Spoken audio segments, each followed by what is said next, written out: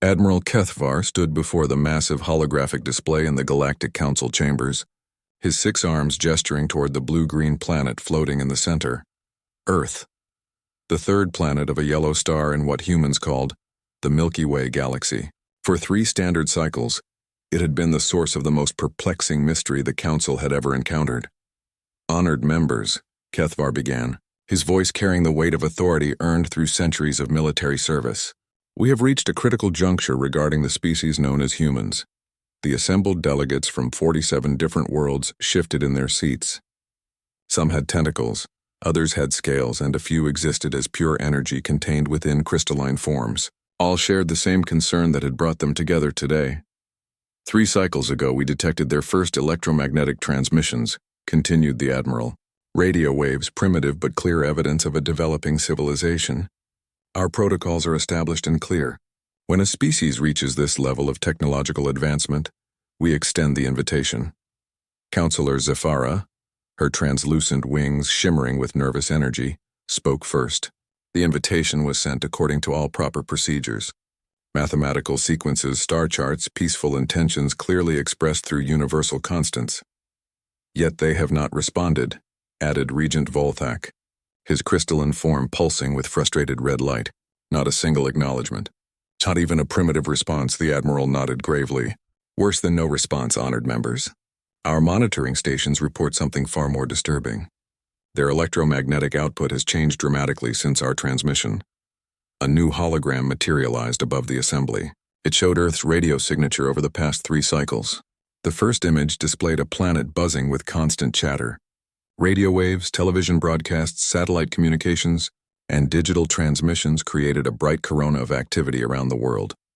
The second image, taken after the Council's invitation, showed something entirely different. The electromagnetic signature had not disappeared, but it had changed.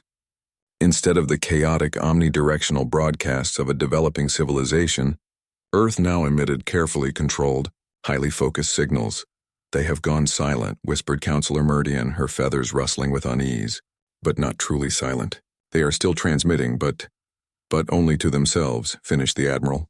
Tight beam communications, encrypted signals, coordinated planetary defense networks. In 3 short cycles they have transformed from a noisy, primitive civilization into something else entirely. The implications hung heavy in the air.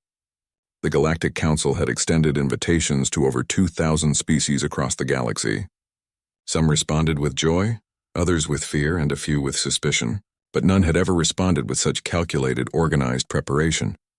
What do our xenobiological experts conclude? Asked Regent Volthak. Dr. Quintessa, the Council's leading expert on primitive civilizations, rose from her position. Her serpentine form coiled gracefully as she addressed the assembly. Honored members, in my 4 centuries of studying emerging species, I have never encountered a reaction quite like this. Most species, when first contacted, experience what we term revelation shock. They struggle to comprehend their place in a larger galactic community. She gestured toward the holographic Earth. Humans appear to have skipped this phase entirely. Their transformation suggests not shock, but immediate strategic thinking. They received our message, understood its implications, and began preparing. Preparing for what? Demanded Counselor Zephyra. That, replied Dr. Quintessa, is what concerns me. Most species prepare for friendship or for defense. Humans appear to be preparing for war.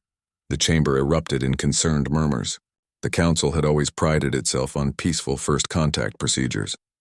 Their invitation had contained mathematical proofs, scientific data, and clear expressions of peaceful intent. How could any species interpret such a message as threatening? Admiral Kethvar raised one of his primary arms for silence. Our deep space monitoring stations report additional disturbing developments. Human spacecraft activity has increased exponentially. They are launching more satellites, establishing orbital installations, and their space-based manufacturing has expanded beyond all predictions. Furthermore, he continued, our long-range sensors detect unusual energy signatures from their star system. They appear to be conducting experiments with technologies that should be far beyond their current capabilities. Impossible, declared Regent Volthak. Our intelligence suggests they only recently achieved nuclear fission. They should be decades away from anything approaching galactic standard technology. Dr. Quintessa's expression darkened. Unless they are not developing technology in the traditional progression, our models assume civilizations advance gradually, building upon previous knowledge. What if humans are capable of rapid intuitive leaps? The possibility sent a chill through the assembly. The galactic community had always relied on predictable technological development. It allowed for careful integration of new species, gradual introduction to galactic society, and peaceful coexistence. Honored members, Admiral Kethvar announced, I must also report that 3 of our automated monitoring probes in the Sol system have stopped transmitting. They simply went offline one by one over the past cycle. The silence that followed was deafening. Those probes were equipped with the most advanced Council technology. They were designed to be undetectable by primitive civilizations and had never failed in over a millennium of service. Are you suggesting, Counselor Meridian asked slowly, that humans have somehow detected and neutralized Council surveillance technology? I am suggesting, the Admiral replied, that we may have made a grave error in our assessment of human capabilities. Counselor Zephara's wings fluttered rapidly. What do you recommend, Admiral? Kethavar was quiet for a long moment, studying the holographic display of Earth. The planet looked so peaceful from this distance, just another blue marble in the vast cosmos. But the data told a different story entirely. I recommend we send another message, he said finally, but this time we monitor their response carefully. If they are truly preparing for conflict, we need to understand why. Perhaps our initial transmission contained something we did not realize would be interpreted as threatening. And if their response indicates hostile intent, pressed Regent Volthak, the Admiral's expression was grim, then we may be facing something unprecedented in galactic history. A species that views first contact not as an opportunity for friendship, but as a declaration of war. As the Council debated their next move, none of them noticed the tiny, nearly undetectable energy signature at the edge of their sensor range. Something very small and very quiet had been listening to their entire conversation. Somewhere in the Sol system, that signal was already racing back toward Earth at faster than light speed. Deep beneath the Colorado Mountains, in a facility that did not exist on any official government record, General Sarah Chen stared at the incoming data stream with a mixture of fascination and growing concern. The room around her hummed with the quiet efficiency of humanity's most advanced technology. Banks of quantum computers processing information at speeds that would have seemed impossible just 5 years ago. Ma'am, called Lieutenant Rodriguez from his station, we're receiving the translation now. The massive wall display flickered to life, showing the decoded conversation from the alien council. Every word, every gesture, every concerned murmur had been captured by humanity's newest and most secret achievement, a surveillance probe so advanced it could penetrate galactic-level security systems without detection. They think we're preparing for war, muttered Dr. Elizabeth Parker, the facility's chief xenobiologist. She was a small woman with steel-gray hair and eyes that had seen too much in the past 3 years. If they only knew how right they are. General Chen nodded grimly. And how wrong they are about why. The irony was not lost on anyone in the room. The Galactic Council believed humanity was preparing for war against them. The truth was far more complex and far more terrifying. Director Walsh, the general called to the man standing near the tactical display. Bring our guests up to speed on what we've learned. Director James Walsh had been the head of humanity's most classified project for 18 months now. Before the first alien transmission had reached Earth, he had been a theoretical physicist working on exotic matter research. Now he was humanity's leading expert on technologies that should not have existed. The transmission we received 3 years ago was not the first alien contact, Walsh began, his voice carrying the weight of terrible knowledge. It was the second. The holographic display changed, showing a timeline that stretched back 7 years. Our deep space telescopes detected the first alien presence in 2018, but it wasn't a message. It was wreckage. New images appeared, twisted metal and crystalline structures drifting in the void beyond Pluto's orbit. A massive battle had taken place at the edge of our solar system. The debris field contained technology from at least 6 different civilizations. All of it was partially destroyed, but enough remained for us to begin analysis. Dr. Parker leaned forward. The wreckage told a story. These 6 civilizations had been fighting something else, something that had completely annihilated them. We found no traces of the victorious force, Walsh continued. No debris, no residual energy signatures, nothing. Whatever destroyed these 6 advanced civilizations left no evidence of its own existence. The room fell silent as the implications sank in. The alien council that had contacted Earth was not the first to discover humanity's existence. Something far more dangerous had already found them. The council's first transmission arrived 2 years after we discovered the battle site, General Chen explained. By then we had already begun our preparations. Not for war against the council, but for war against whatever had destroyed those 6 civilizations. Lieutenant Rodriguez pulled up new data streams. Our analysis of the wreckage revealed something crucial. The destroyed civilizations had all been members of the same galactic community that is now trying to contact us. Their technology levels were consistent with what we've observed from Council vessels, which means, Dr. Parker added, that if 6 advanced member civilizations working together couldn't defeat this unknown enemy, the entire Galactic Council might not be enough either. The weight of that realization had driven humanity's unprecedented technological development over the past 3 years. Human scientists had reverse-engineered alien technologies, but not just to match galactic standards. They had pushed beyond them, developing weapons and defenses specifically designed to fight something that could annihilate galactic-level civilizations. Show them the production numbers, General Chen ordered. The display changed again, showing manufacturing statistics that would have seemed like fantasy just years ago. Orbital shipyards built in secret, asteroid mining operations that operated far beyond normal detection ranges, and research facilities hidden throughout the solar system. We've constructed 47 heavy combat vessels using hybrid human-alien technology, Walsh reported. Each one is equipped with weapon systems that exceed anything found in the wreckage by a factor of 10. But more importantly, Dr. Parker added, we've developed something the destroyed civilizations apparently never considered. We've learned to hide. That was humanity's greatest advantage and their most carefully guarded secret. The alien civilizations all seemed to follow predictable patterns of technological development and communication. They were easy to detect, easy to track, and apparently easy to destroy. Humans had chosen a different path. Every advancement was hidden, every vessel was cloaked, and every installation was designed to be invisible to both Council sensors and whatever had destroyed their predecessors. The Council thinks we've gone silent out of fear or hostility, General Chen observed. They don't realize we've gone silent because we've learned that being loud in this galaxy means being dead. Lieutenant Rodriguez raised his hand. Ma'am, we're detecting another Council transmission. They're preparing to send a second message to Earth. Let them, the General decided. We need more information about this enemy before we make contact. The Council might be our only source of data about what we're really facing. Dr. Parker frowned. There's something else we need to consider. The battle wreckage we found was 7 years old when we discovered it. That means the unknown enemy has been operating in this galaxy for at least that long. Why haven't they found Earth yet? The question hung in the air like a death sentence. If something could destroy 6 advanced civilizations, finding one developing world should have been trivial. Maybe they have found us, Walsh suggested quietly. Maybe they're just waiting. For what? Lieutenant Rodriguez asked. For us to become worth their attention, General Chen replied. Think about it.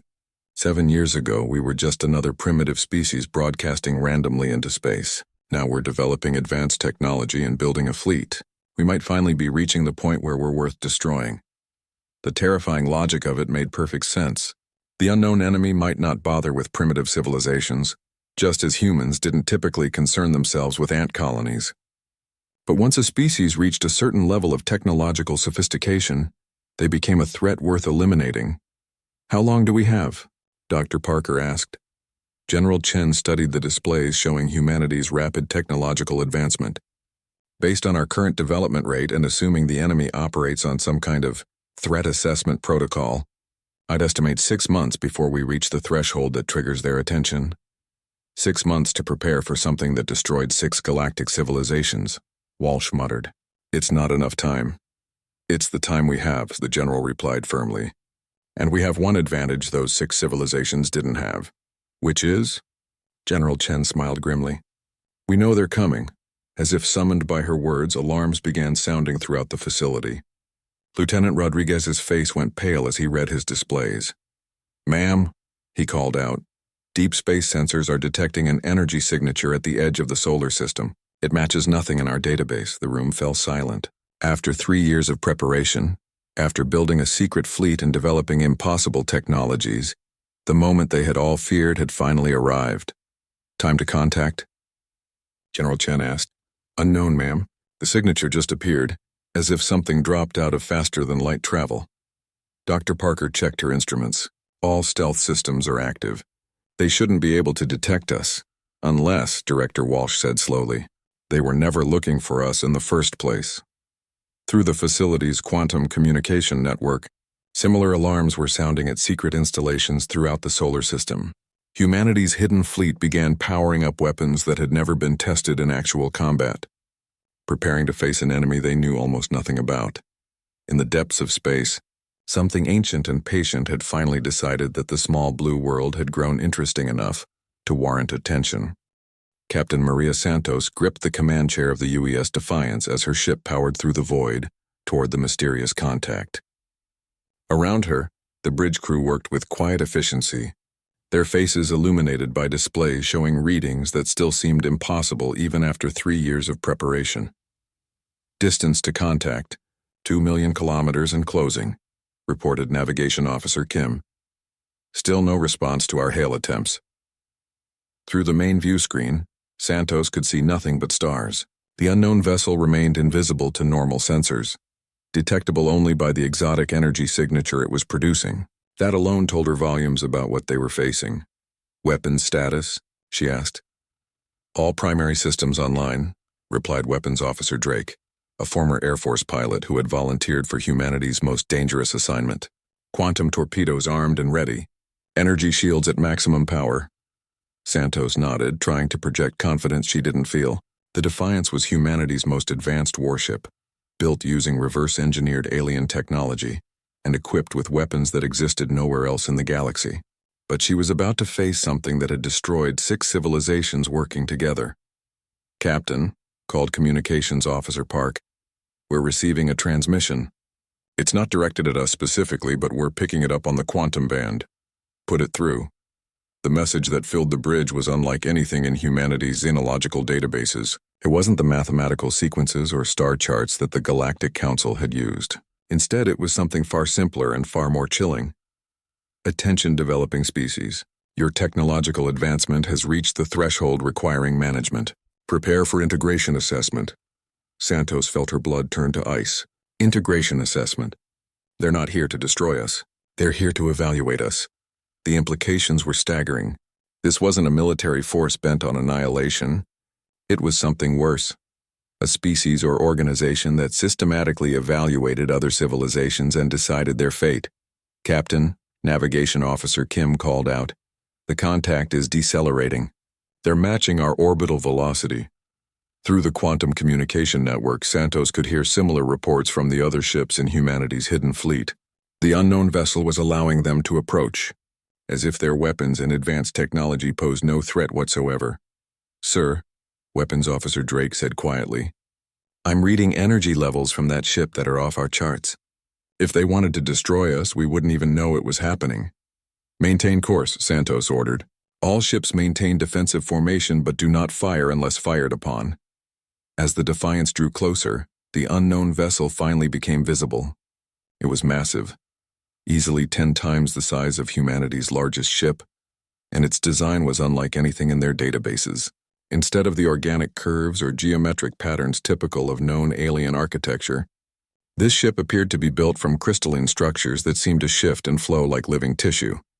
"Captain," Communications Officer Park reported, "we're being scanned. Deep-level scans, quantum resonance, biological assessment, technological analysis. They're reading us down to the molecular level." Santos knew there was no point in trying to hide anything now. Their stealth technology might fool the Galactic Council, but this entity was operating on a completely different level. "Open a channel," she ordered. The main screen shimmered, and suddenly Santos found herself looking at something that challenged every assumption about alien life. The being that appeared was humanoid in general shape, but composed of what appeared to be living crystal. Its face was angular and beautiful in an alien way, with eyes that seemed to contain swirling galaxies. "I am Archon Veltar," the being spoke, its voice carrying harmonics that seemed to resonate directly in her bones. "I represent the Synthesis Collective. We have come to assess your species for integration. I am Captain Maria Santos of the United Earthship Defiance," she replied, fighting to keep her voice steady. "What do you mean by integration?" The crystal being's expression didn't change, but something in its posture suggested mild surprise. "You are not as primitive as our initial scan suggested. Your technology incorporates principles that should be beyond your developmental stage. We're quick learners," Santos replied carefully. "Indeed, this presents an interesting variable in our assessment." Veltar gestured and new images appeared on the screen. They showed the wreckage field that humanity had discovered years ago. "You found the remnants of the 6 civilizations we previously evaluated." The casual way the Archon spoke about civilizations as if they were test subjects sent chills down Santos's spine. "What happened to them?" "They failed their integration assessment. Their technological advancement outpaced their wisdom. They became a threat to galactic stability." Veltar paused, studying Santos with those galaxy eyes. "Tell me, Captain Santos, what did your species learn from studying their remains?" This was clearly a test, and Santos realized that humanity's survival might depend on her answer. "We learned that being powerful isn't enough. We learned that in a galaxy full of dangerous things, sometimes the greatest wisdom is knowing when to stay quiet." "Fascinating. Most species learn to build weapons from such wreckage. Your species learned to build silence." The Archon's crystalline features shifted slightly. "Show me your world's response to our arrival." Santos hesitated, then made a decision that would change everything. "Computer open channel to Earth Command. Full transparency protocol." What followed was unprecedented in human diplomatic history. Instead of hiding their preparations and secret installations, Santos authorized the transmission of complete data about humanity's activities over the past 3 years. The asteroid mining operations, the hidden shipyards, the advanced weapons development, and most importantly, the careful steps they had taken to remain undetected. Archon Veltar absorbed this information within human speed, processing data that would have taken human analysts months to review. When the transmission finished, the alien was quiet for a long moment. "Your species discovered evidence of a threat to galactic civilization," Veltar said finally. "Instead of seeking immediate contact with established powers, you chose to prepare in secret. You developed advanced technology, but used it primarily for defense and concealment. Most intriguingly, you anticipated that your own technological advancement might eventually mark you as a threat." "We know what happens to species that grow too quickly," Santos replied. "We've been trying to grow smart instead of just growing strong. And yet you built weapons capable of challenging galactic standard civilizations. How do you reconcile this apparent contradiction?" Santos took a deep breath. "Because sometimes being peaceful means being ready for war. We don't want to fight anyone, but if something comes for us or threatens our friends, we want to be able to protect them." The Archon was silent for so long that Santos began to worry the conversation was over. When Veltar finally spoke, there was something different in its tone. "In 12,000 years of assessments, your species has presented a unique profile. You have developed advanced offensive capabilities while demonstrating unprecedented restraint in their deployment. You have achieved technological breakthroughs while actively working to minimize your galactic footprint. Does that mean we pass your integration assessment?" Santos asked. "It means," Veltar replied, "that you have raised questions we have not encountered before. The Synthesis Collective must deliberate on your status. This is not a decision we can make quickly." Before Santos could respond, new alarms began sounding throughout the fleet. Communications Officer Park's face went pale as he read his instruments. "Captain, we're detecting multiple new contacts dropping out of faster-than-light travel. 67 ships closing fast. Configuration matches Galactic Council fleet signatures." Archon Veltar's expression shifted to what might have been surprise. "The Council has detected our presence. They are coming to defend you." Santos felt her heart sink. After 3 years of careful preparation, after successfully making contact with the galaxy's most dangerous force, the Galactic Council was about to stumble into a situation they couldn't possibly understand. "Archon Veltar," she said urgently, "those ships don't know what you are. They think you're here to harm us. They're going to try to protect us from you. And you believe this would be unwise? Santos looked at the energy readings from the crystalline ship, then at the approaching council fleet. I believe it would be catastrophic for everyone involved. For the first time since the conversation began, the Archon's crystalline features showed what appeared to be genuine interest. Then perhaps, Captain Santos, it is time for your species to demonstrate the wisdom you claim to have learned. Admiral Kethavar stood on the bridge of the Council flagship Harmony Shield, watching as his fleet dropped out of faster-than-light travel at the edge of the Sol system. What he saw there made his 6 arms tremble with a mixture of confusion and growing dread. "Admiral," called his tactical officer, "long-range sensors are detecting massive energy signatures near the 3rd planet. Unknown vessel configuration, but the power readings are beyond anything in our database." "And the human ships?" Kethavar demanded. "Sir, we're detecting 47 vessels of unknown design. They appear to be human-built, but their technology signatures are impossible. They're using quantum field manipulation, exotic matter drives, and weapon systems that exceed our own specifications." The Admiral stared at the tactical display in disbelief. 3 years ago, humans had barely achieved nuclear technology. Now they possessed a fleet that could challenge the entire Council. "How?" he whispered. "Admiral," his communications officer interrupted. "We're receiving a transmission from one of the human vessels.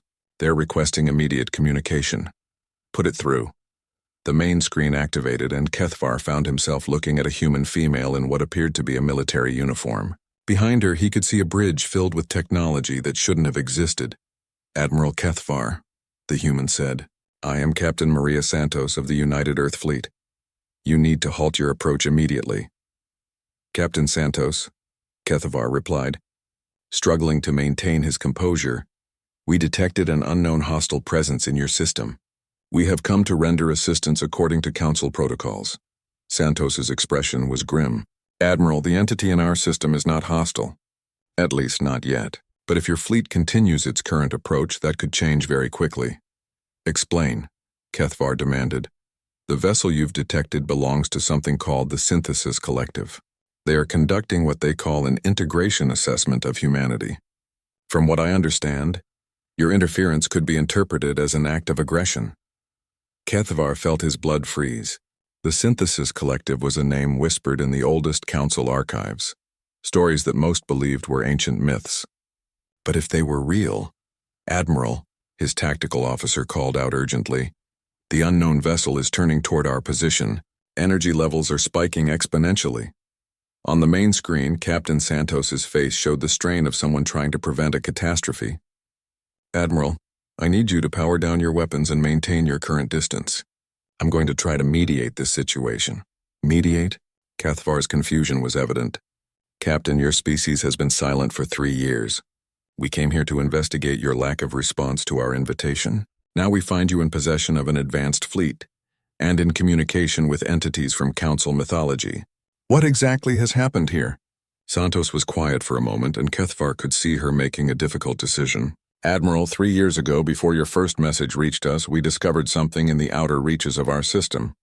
Battle debris from 6 different civilizations, all destroyed by the same unknown force." The Admiral's 6 arms went rigid. 6 civilizations? "Yes, we analyzed the wreckage and realized that whatever had destroyed them was still out there. When your invitation arrived, we made a choice. Instead of responding immediately, we decided to prepare for the real threat." "And you said nothing to us about this?" "How could we?" Santos asked. "We were a primitive species claiming to have discovered evidence of something that could destroy galactic civilizations. Would you have believed us?" Kethavar considered this and reluctantly admitted she was right. The Council would have dismissed such claims as the fantasies of a developing species seeking attention. "The Synthesis Collective," he said slowly. "Are they the force that destroyed those civilizations?" "Yes," Santos confirmed. "They evaluate species that reach certain technological thresholds. If a civilization fails their assessment, they are eliminated." The implications hit the Admiral like a physical blow. "And humanity is currently undergoing this assessment?" "As we speak," Santos confirmed. "Admiral, I need you to understand something crucial. Your fleet's arrival has complicated an already delicate situation. The Collective is now evaluating not just humanity, but the entire galactic community's response to first contact scenarios." "What does that mean?" "It means," A new voice interrupted. That the Council's methods of integration are now under scrutiny. A new figure appeared on the screen beside Captain Santos. Admiral Kethavar had never seen anything like it. The being appeared to be composed of living crystal, with eyes that seemed to contain swirling galaxies. I am Archon Veltar of the Synthesis Collective, the entity announced. Admiral Kethavar, your species and your council have operated under the assumption that you represent the highest authority in this galaxy. This assumption is incorrect. Kethavar's tactical training took over. Fleet defensive positions. Raise shields and prepare for— Admiral, stop, Santos interrupted. Any aggressive action will be interpreted as a threat to the assessment process. The Collective has the power to eliminate your entire fleet without effort. She speaks truth, Veltar confirmed calmly. Your weapons cannot harm our vessels. However, your presence here has created an unprecedented situation. For the first time in our history, we are evaluating a species while representatives of the established galactic order are present. What does this mean for the Council? Kethavar asked, dreading the answer. It means, Veltar replied, that the galactic status quo is now subject to review. The Collective has observed the Council's activities for millennia without intervention, as you posed no threat to galactic stability. However, your methods of integration and expansion are now being questioned. Admiral Kethavar felt the weight of 47 civilizations' future pressing down on him. What have we done wrong? Captain Santos stepped forward. Admiral, may I suggest a joint conference? Representatives from Earth, the Council, and the Collective, working together to resolve this situation peacefully. Veltar's crystalline features shifted slightly. An interesting proposal. The Collective has never participated in multi-party negotiations regarding assessment procedures. Because you've never had to, Santos replied. But humanity has demonstrated something unique. We've developed advanced capabilities while actively choosing peaceful coexistence. We've prepared for war while working to prevent it. This is true, Veltar acknowledged. Your species has shown unprecedented restraint in the application of advanced technology. You built weapons capable of challenging galactic civilizations, yet used them only for defense and deterrence. Admiral Kethavar studied the tactical displays showing humanity's fleet. The ships were indeed formidable, possibly more advanced than Council vessels. Yet they maintained defensive positions, their weapons powered but not targeted. How did you advance so quickly? He asked Santos. Necessity, she replied simply. When you know something is hunting advanced civilizations, you either advance quickly or die slowly. And you shared none of this intelligence with the Council? Santos' expression hardened slightly. Admiral, with respect, the Council's first message to humanity consisted of mathematical sequences and star charts. There was no indication you were aware of threats like the Collective. How could we know you wouldn't panic and do something that would get everyone killed? The brutal logic of it was undeniable. A primitive species had done what the Council had failed to do in millennia: detect and prepare for the galaxy's apex predators. Admiral, his communications officer reported, we're receiving additional transmissions from other human vessels. They're sharing their complete intelligence database on the destroyed civilizations. As the data flowed in, Kethavar began to understand the scope of humanity's preparations. Not only had they reverse-engineered alien technology, they had improved upon it. They had built a fleet in secret, established hidden bases throughout their system, and developed weapons specifically designed to fight enemies that could destroy galactic civilizations. Why are you sharing this with us now? He asked. Because, Santos replied, the assessment has changed. It's not just about humanity anymore. It's about whether the current galactic order is sustainable. The Collective is evaluating all of us. Archon Veltar's voice carried new harmonics. Captain Santos demonstrates wisdom beyond her species' apparent developmental stage. Yes, the scope of this assessment has expanded. The question now is whether the galactic community as currently constituted represents a stable, sustainable civilization model. And if we fail this assessment? Kethavar asked, though he feared the answer. Then the galactic order will be restructured according to more sustainable parameters, Veltar replied with calm finality. In that moment, Admiral Kethavar realized that humanity's silence over the past 3 years hadn't been fear or hostility. It had been wisdom. While the Council had assumed their methods were the height of galactic civilization, a primitive species had quietly prepared for threats the Council didn't even know existed. Captain Santos, he said formally. "The Galactic Council requests permission to participate in your proposed negotiations." Santos smiled for the first time since the conversation began. "Permission granted, Admiral. Let's see if we can all pass this test together." The meeting chamber aboard the UES Defiance had been hastily reconfigured to accommodate beings never meant to share the same space. Captain Santos sat across from Admiral Kethvar, whose 6 arms gestured nervously as he studied the data displays. At the head of the table, Archon Veltar's crystalline form seemed to absorb and reflect the light from every surface, creating an almost hypnotic effect. "Before we begin the formal assessment," Veltar announced, "I must clarify the stakes of this evaluation. The Synthesis Collective has monitored galactic civilization for over 50,000 years. In that time, we have conducted 437 integration assessments of individual species." Santos felt her stomach clench. "How many passed?" 12. The silence that followed was deafening. Admiral Kethvar's 6 arms went completely still, and Santos could hear her own heartbeat in the sudden quiet. 12 out of 437, she repeated slowly. "What happened to the others?" "They were restructured," Veltar replied with the same casual tone one might use to discuss the weather. "Species that reach advanced technological capabilities without corresponding wisdom pose an existential threat to galactic stability." Admiral Kethvar leaned forward, his military training overriding his fear. "Define restructured. Technological capabilities are removed. The species is returned to a pre-industrial state and monitored for several millennia to assess their potential for wisdom development. If they demonstrate improved judgment, they may be permitted to advance again under careful supervision." Santos felt the blood drain from her face. "You're talking about bombing entire civilizations back to the Stone Age." "Precision technological disruption," Veltar corrected. "We do not engage in crude destruction. The process is carefully controlled to preserve biological life while eliminating dangerous capabilities." "And the 12 species that passed?" Kethvar asked. "They became partners in maintaining galactic stability. Several now serve as regional monitors, helping to identify potential threats before they require direct intervention." Veltar's galaxy eyes fixed on Santos. "However, this assessment presents unique circumstances."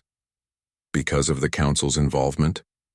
Santos asked. "Partially, but primarily because humanity has demonstrated an anomalous development pattern. You achieved advanced technological capabilities while simultaneously developing restraint protocols. This combination is unprecedented." Admiral Kethvar studied the data displays showing humanity's secret preparations. "Captain Santos, may I ask how your species made the leap from nuclear technology to quantum field manipulation in only 3 years?" Santos glanced at Veltar, who gestured for her to continue. "The wreckage we found contained intact data cores from all 6 civilizations.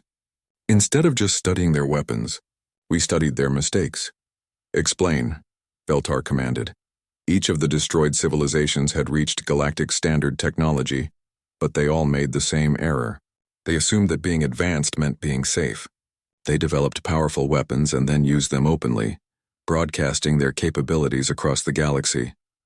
"Standard developmental patterns," Kethvar observed. "The Council follows similar protocols." "Exactly," Santos continued. "But we realized that in a galaxy where something could destroy 6 advanced civilizations, being loud and proud about your capabilities was essentially painting a target on yourself." Veltar's crystalline features shifted into what might have been approval. "You recognize that technological advancement without strategic thinking leads to extinction." "More than that," Santos replied.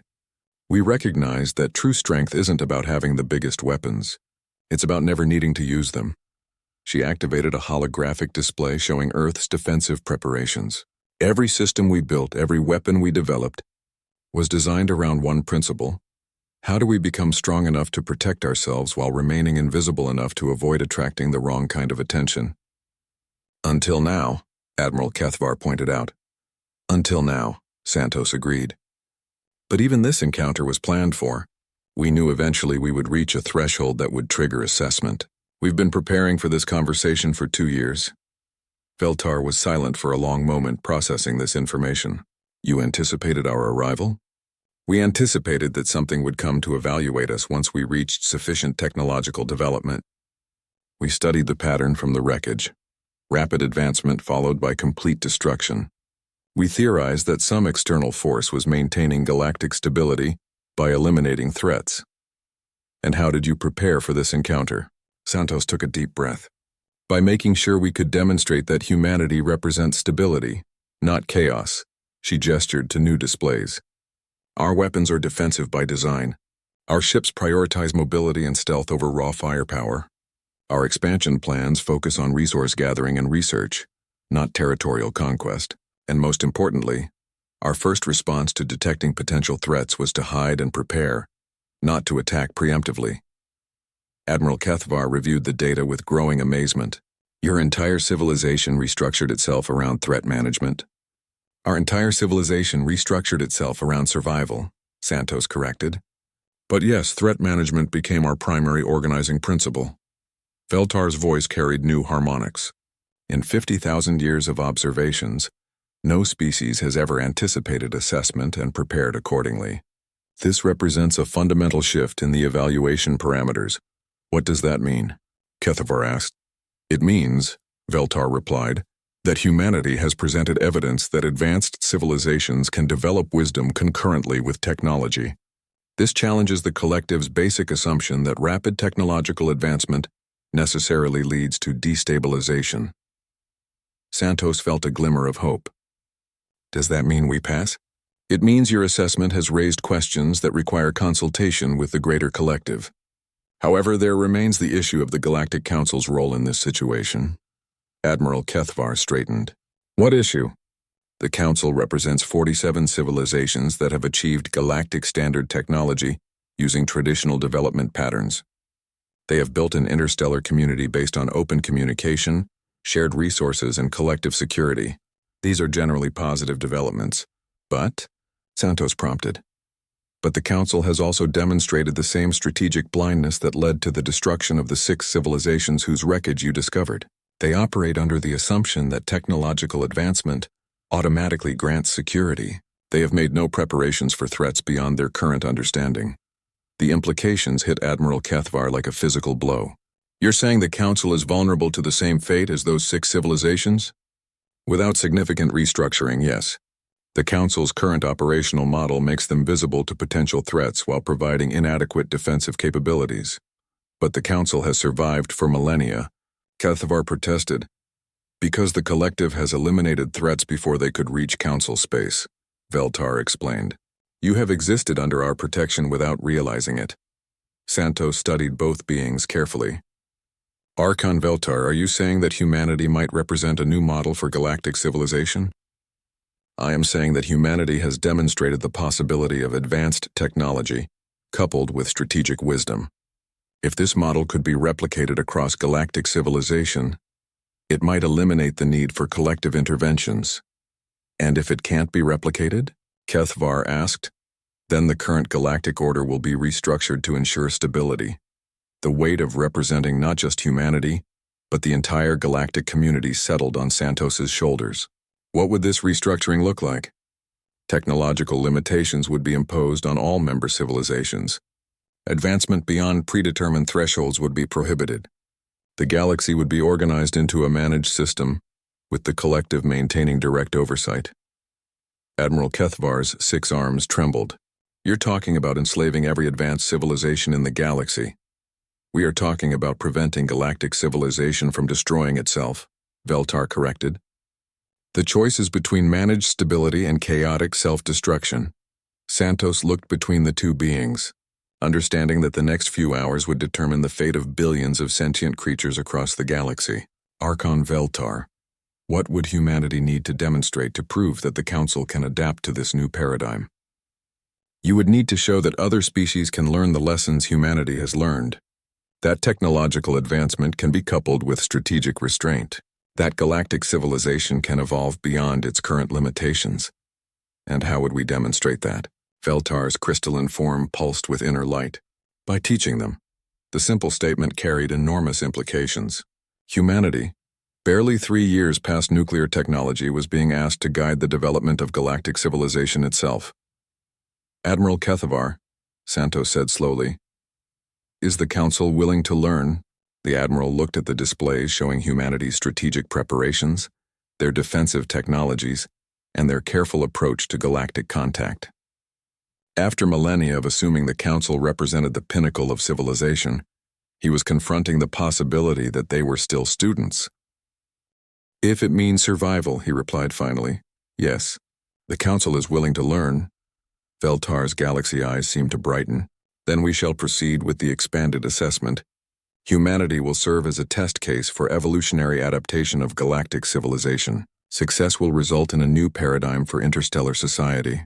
Failure will result in comprehensive restructuring." "How long do we have?" Santos asked. "1 galactic standard year. If significant progress is not demonstrated within that time frame, the collective will implement stability protocols." As the meeting concluded, Santos realized that humanity's greatest challenge was just beginning. They had to prove that an entire galaxy could learn to be wise. 1 year later, Captain Santos stood in the Grand Assembly Hall of New Geneva Station, humanity's first official diplomatic outpost. Around her, representatives from all 47 Council member civilizations gathered for what historians would later call the Treaty of Evolutionary Cooperation. The year had been a whirlwind of change that had transformed both humanity and the galactic community. "Distinguished delegates," Santos began, her voice carrying across the vast chamber. "When humanity first encountered the Galactic Council, we were a species that had chosen silence over communication. Today we gather to celebrate the wisdom of learning when to listen before speaking." In the front row, Admiral Kethvar gestured approvingly with 4 of his 6 arms. Beside him sat Dr. Elizabeth Parker, who had become humanity's chief architect of what was now called the Strategic Wisdom Protocol. "The past year has proven that technological advancement and strategic restraint can coexist," Santos continued. "Every member civilization has successfully implemented defensive preparation programs while maintaining peaceful cooperation. We have built strength through wisdom, rather than wisdom through strength." The transformation had been remarkable. The Galactic Council had restructured its entire approach to technological development and diplomatic contact. Instead of broadcasting their capabilities across the galaxy, member civilizations had learned to build quietly and defensively. Instead of assuming their technology made them safe, they had learned to prepare for threats beyond their current understanding. "Most importantly," Santos announced, "we have proven that an entire galactic community can evolve its thinking without losing its essential character." From her position at the podium, she could see the crystalline form of Archon Veltar observing from a specially constructed alcove. The collective representative had been present for every major milestone over the past year, monitoring the unprecedented experiment in civilizational evolution. "The Synthesis Collective has observed 47 civilizations learn what humanity discovered by accident," Santos continued. "That true security comes not from the power to destroy, but from the wisdom to remain unnoticed by those who might destroy you." The year's achievements were displayed on screens throughout the assembly hall. Joint defensive installations hidden throughout Council space, collaborative research programs focused on stealth technology and threat detection. Most significantly, a galaxy-wide early warning network capable of detecting the kind of energy signatures that had preceded the destruction of those 6 ancient civilizations. "We have built a galactic community that is both advanced and invisible," Santos declared. "We have achieved the paradox of being powerful enough to defend ourselves while remaining quiet enough to avoid attracting the attention of greater threats." Admiral Kethvar rose to address the assembly. "Honored delegates, when humanity first remained silent in response to our invitation, I interpreted their silence as fear or hostility. I now understand that their silence was their reply. They were demonstrating the very wisdom we all needed to learn." The irony was not lost on anyone present. Humanity's greatest contribution to galactic civilization had been teaching everyone else the value of staying quiet. "The Council has voted unanimously to adopt the Strategic Wisdom Protocol as our governing philosophy," Kethvar announced. "We will advance technologically while maintaining strategic restraint. We will build defenses while avoiding offensive posturing. We will prepare for threats while working to remain beneath their notice." Dr. Parker stood to present the scientific achievements of the year. "Our collaborative research has yielded remarkable results. Joint Human Council technology has produced defensive systems exceeding anything we could have built separately. Our stealth technologies have advanced to the point where our installations are undetectable, even to collective sensors. That last statement caused a stir throughout the assembly. Even Archon Veltar's crystalline form seemed to pulse with interest. However, Dr. Parker continued, our greatest achievement has been demonstrating that rapid technological advancement doesn't have to mean rapid escalation of visible capabilities. We have learned to grow strong in silence. The screens around the assembly hall showed the new galactic infrastructure, hidden shipyards and asteroid fields, research stations disguised as natural phenomena, communication networks that operated on quantum channels undetectable by conventional sensors. The galactic community had essentially vanished from the perspective of potential threats while becoming stronger than ever. But our true test, Santos said as she returned to the podium, was not just proving we could change. It was proving we could change while remaining ourselves. She gestured to the assembled delegates. The Asari still pursue their philosophical studies. The Corvins still practice their engineering arts. The Zealans still explore the far reaches of space. We have not become a homogenized civilization. We have become a wise one. The transformation had been the most remarkable aspect of the year's experiment. Instead of forcing civilizations to abandon their essential characteristics, the strategic wisdom protocol had enhanced them. Scientists still pursued knowledge, but they did so quietly. Engineers still built magnificent structures, but they built them to be hidden. Explorers still sought new worlds, but they explored carefully and defensively. The collective's assessment, Santos announced, has concluded that galactic civilization can evolve beyond its previous limitations.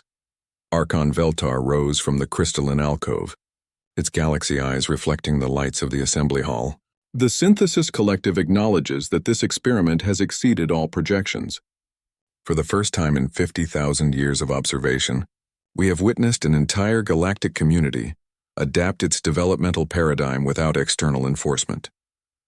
The assembled delegates fell silent, knowing that the next words would determine their civilization's futures. The assessment is concluded, Veltar announced. Galactic civilization has demonstrated the capacity for wisdom-based advancement. The collective hereby recognizes the Galactic Council under the Strategic Wisdom Protocol as a stable, sustainable model for interstellar society. The relief that swept through the assembly was palpable, but Veltar was not finished.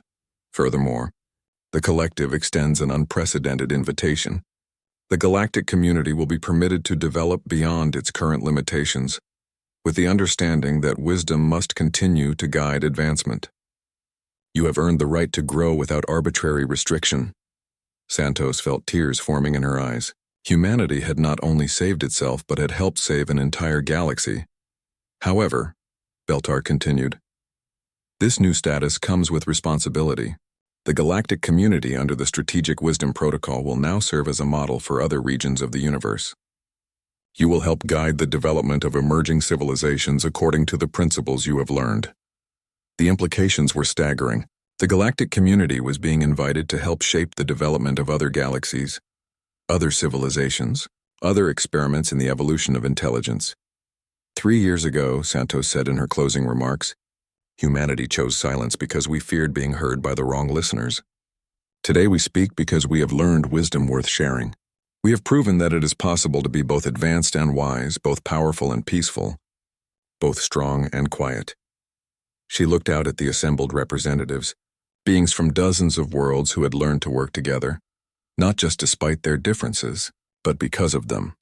The galaxy is no longer a dangerous place where advancement means exposure, and exposure means destruction. It has become a place where advancement means wisdom, and wisdom means survival. As the assembly concluded and delegates began filing out to return to their transformed civilizations, Santos remained at the podium for a moment, reflecting on the remarkable journey that had brought them all to this point. Admiral Kethvar approached. His 6 arms moving in what she had learned was a gesture of profound respect among his people. Captain Santos, he said, I must ask, when humanity first received our invitation 3 years ago, did you truly anticipate all of this? Santos smiled. Admiral, we anticipated that staying quiet would keep us alive long enough to figure out what we were really dealing with. Everything else has been educational, and now Now we know that sometimes the best reply to a message is demonstrating that you were wise enough to listen before answering. Santos looked toward the stars visible through the station's vast viewport. The galaxy waited for humanity's reply. Our silence was the reply. And now everyone understands what we